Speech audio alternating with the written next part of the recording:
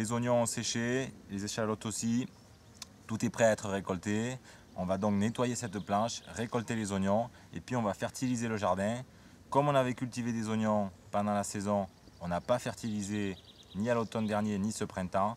Maintenant on va récolter les oignons et on va refertiliser la terre de notre jardin avec du compost.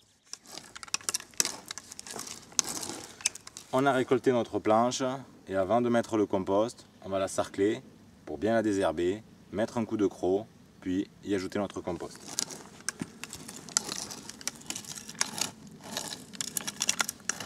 Maintenant que notre planche est nettoyée, on va ajouter du compost qui est le fertilisant roi au jardin bio. Alors ici, on a un compost qui est plutôt riche en matière carbonée, en bout de bois, en paille, en copeaux, etc. Et c'est un compost qui va plutôt améliorer notre sol. Au contraire, si on avait fait un compost à partir de beaucoup de fumier ou de beaucoup de déchets de cuisine, on aurait un compost un peu plus gras qui aurait un peu mieux nourri les plantes, mais en contrepartie un peu moins bien amélioré notre sol. Les clés pour réussir le compost, c'est tout simplement un mélange de matériaux humides et de matériaux secs. Donc de matériaux humides, des épluchures de légumes, du fumier, des tonnes de gazon fraîches et des matériaux secs, de la paille, du broyat de bois, des tiges sèches, ce qu'on appelle du brun. Donc du brun qui est structurant, qui va apporter de l'air, et nos matériaux humides qui eux vont apporter de l'eau et de l'azote. Et c'est ça les clés d'un compost réussi, c'est de l'air, de l'eau et des matériaux variés.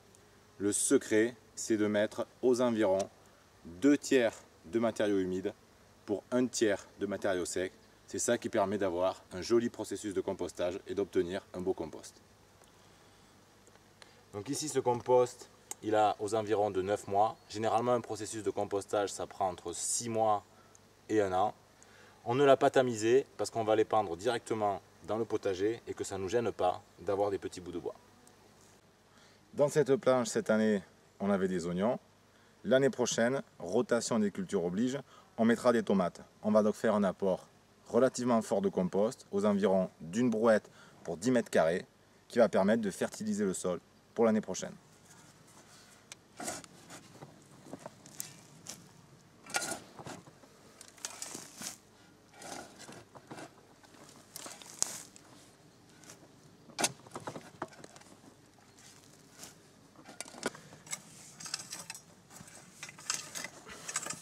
Maintenant, on passe un coup de croc pour bien mélanger le compost superficiellement dans notre sol.